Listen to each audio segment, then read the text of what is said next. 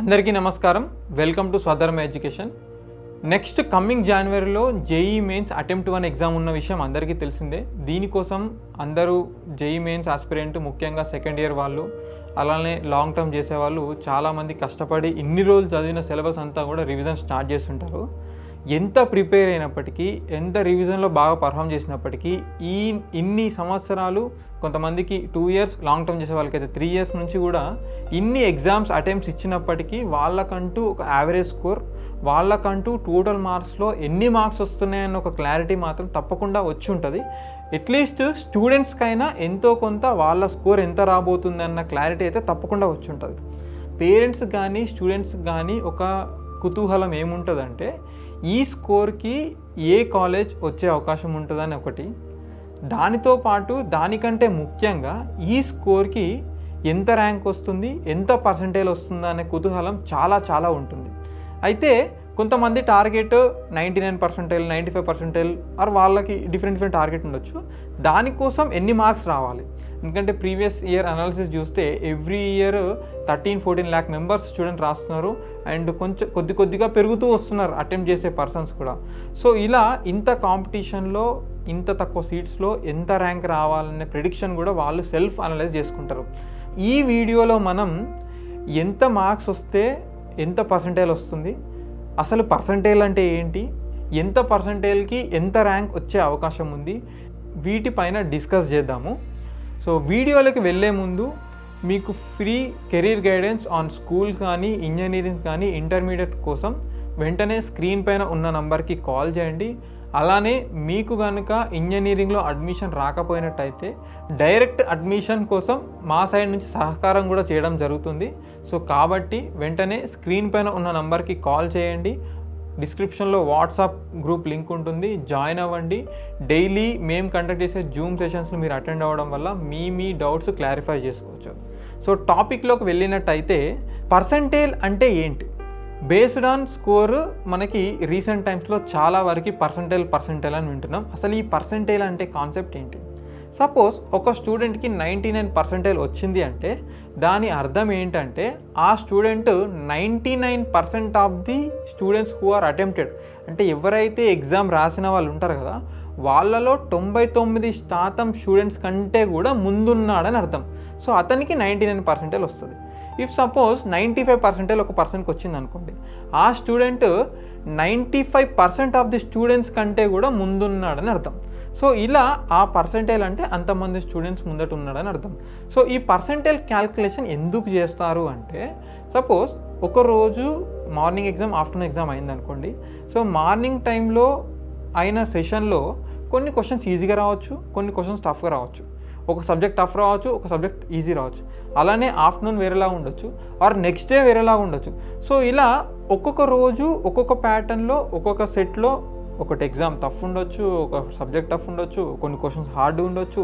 So ఇలా toughness అనేది హెచ్చు తగ్గులు అయ్యే ఛాన్స్ ఉంది. సో దీన్నంతా కూడా నార్మలైజ్ చేయడానికి నేషనల్ టెస్టింగ్ ఏజెన్సీ వాళ్ళు పర్సంటేజ్ని తీసుకొచ్చారనమాట.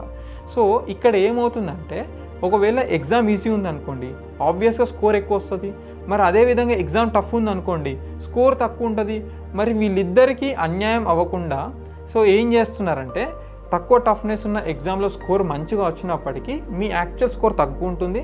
అలానే ఎక్కువ టఫ్ ఉన్న ఎగ్జామ్లో మీ స్కోర్ తక్కువ ఉన్నప్పటికీ మీ యాక్చువల్ స్కోర్ ఎక్కువ ఉంటుంది. సో దీన్నే నార్మలైజేషన్ అంటాము. సో తద్వారా ఏంటంటే, స్టూడెంట్స్కి ఎవరికి అందాల్సిన న్యాయం వాళ్ళకి అందుతుంది, అలానే ప్రాపర్ జడ్జిమెంట్ అవుతుందన్నమాట.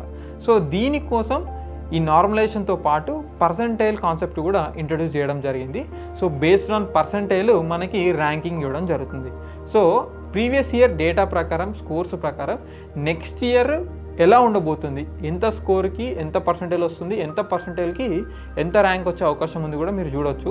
సో ఇక్కడ స్క్రీన్ మీద చూపిస్తున్నట్టుగా మీకు కనుక అవుట్ ఆఫ్ 300 మార్క్స్ 280+ మార్క్స్ వచ్చినట్టయితే పర్సంటేజ్ ఎంత ఎక్స్పెక్ట్ చేయొచ్చు అంటే 99.99+ ఎక్స్పెక్ట్ చేయొచ్చు. ర్యాంక్ కూడా బిలో 100 ఎక్స్పెక్ట్ చేయొచ్చు. అలానే 250 to 270 వచ్చినట్టయితే అప్రాక్సిమేట్గా 99.95 నుండి 99.99 వరకు ఎక్స్పెక్ట్ చేయొచ్చు. అండ్ 100 to 500 ర్యాంక్ ఎక్స్పెక్ట్ చేయొచ్చు. సో ఇలా మీరు చూసినట్టయితే 120 to 149 అయితే మీకు 96% నుంచి 98% వరకు వచ్చే అవకాశం ఉంది. అండ్ ర్యాంక్ అరౌండ్ 25,000 నుంచి 50,000 మధ్యలో ఉండే అవకాశం ఉంది. ఒకవేళ మీకు 90 to 120 మార్క్స్ వచ్చినట్టయితే మీ పర్సంటేజ్ అరౌండ్ 90 to 95 మధ్యలో ఉండే అవకాశం ఉంది. అండ్ మీ ర్యాంకు 50,000 నుంచి 1 lakh లోపు ఉండే అవకాశం ఉంది. అండ్ అందరూ కూడా గమనించండి, ఈ డేటా అంతా కూడా ప్రీవియస్ ఇయర్ డేటా ప్రకారం అనాలిసిస్ చేసి చెప్పడం జరుగుతుంది. ఇదే వాస్తవం అని మేము చెప్పట్లేదు, అలానే ఇలానే ఉండబోతుందని కూడా మేము చెప్పట్లేదు, జస్ట్ ప్రిడిక్షన్ మాత్రమే ఇది. సో దీన్ని ఆధారంగా మీరు ప్రిపేర్ అవ్వడం అనేది చాలా ఇంపార్టెంట్. మీకు సపోజ్ టార్గెట్ 99% ఉందనుకోండి. సో ఇక్కడ 99% అంటే ఇక్కడ చూపిస్తున్నట్టుగా మీకు 180 మార్క్స్ ఆర్ ఎబో రావాల్సి ఉంటుంది. సో బఫర్గా మీరు 180కి ఒక 20 మార్క్స్ ఎక్కువ పెట్టుకొని 200, 210 టార్గెట్ పెట్టుకోవడం వల్ల ఫైనల్ ఎగ్జామ్లో అట్లీస్ట్ 180, 190 స్కోర్ చేయగలిగితే ఈ పర్సంటేజ్ మీరు తెచ్చుకోవచ్చు. అండ్ ఇదే పర్సంటేజ్ తోటి మీకు 99 వస్తే అరౌండ్ 3 to 12,000 ఇక్కడ చూపిస్తున్నట్టుగా 10,000 ర్యాంక్ అయితే మీరు పక్కా ఎక్స్పెక్ట్ చేయొచ్చు. సో ఈ అనాలిసిస్ అండ్ క్లారిటీ అనేది చాలా చాలా ఇంపార్టెంట్ ఎగ్జామ్కి వెళ్ళే ముందు. స్టూడెంట్స్ అయినా పేరెంట్స్ అయినా మీ స్కోర్ని బట్టి ప్రెడిక్షన్ చేస్తూనే అలానే ఇంప్రూవ్మెంట్ చేయడానికి టార్గెట్ పెట్టుకోండి. సపోజ్ ఫర్ ఎగ్జాంపుల్ NIT వరంగల్లో CSE బ్రాంచ్ రావాలి అని అనుకుంటూ ఉంటారు. సో వాళ్ళకి కూడా వాళ్ళ యావరేజెస్ ప్రకారం ఇంత స్కోర్ వస్తుందని ఒక క్లారిటీ వస్తుంది. అయితే అలాంటి వాళ్ళ కోసం ఇప్పుడు ఫర్ ఎగ్జాంపుల్ NIT వరంగల్లో ఆర్ ట్రిచిలో CSE రావాలి అంటే మీ టార్గెట్ అరౌండ్ 220+ మార్క్స్ ఉన్నట్టయితే మీకు అరౌండ్ 99.7% అలా వచ్చే అవకాశం ఉంటుంది. అప్రాక్సిమేట్గా అంత వస్తుంది.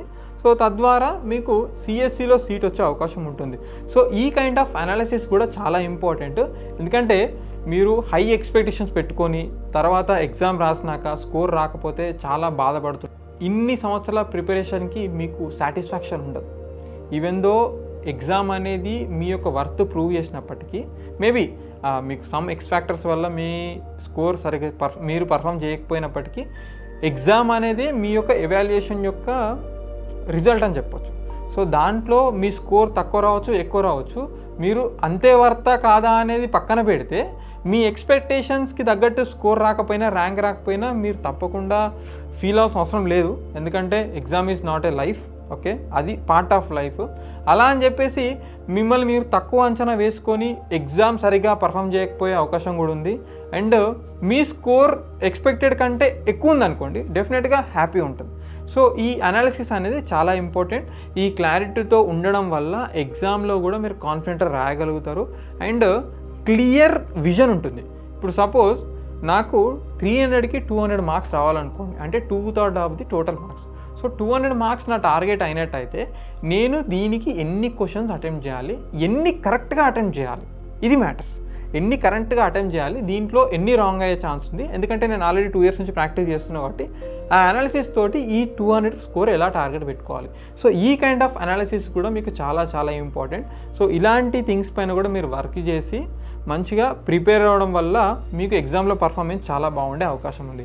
ఇలాంటి మరిన్ని అప్డేట్స్ కోసం స్వధర్మ ఎడ్యుకేషన్ని సబ్స్క్రైబ్ చేసుకోండి. ఈ ఇన్ఫర్మేషన్ కనుక మీకు నచ్చినట్టయితే తప్పకుండా లైక్ చేయండి అండ్ షేర్ చేయండి. And finally, thanks for watching.